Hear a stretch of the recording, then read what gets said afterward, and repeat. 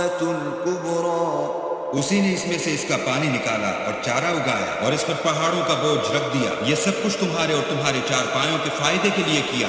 تو جب بڑی آفت آئے گی يَوْمَ يَتَذَكَّرُ الْإِنسَانُ مَا سَعَى وَبُرِّزَتِ الْجَحِيمُ لِمَنْ يَرَى فَأَمَّا مَنْ طَغَى وَآثَرَ الْحَيَاةَ الدُّنْيَا.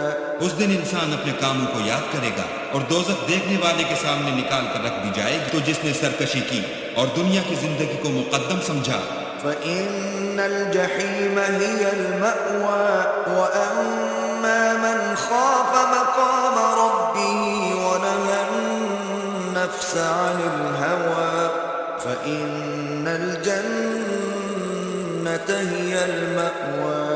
يَسْأَلُونَكَ عَنِ السَّاعَةِ أَيَّانَ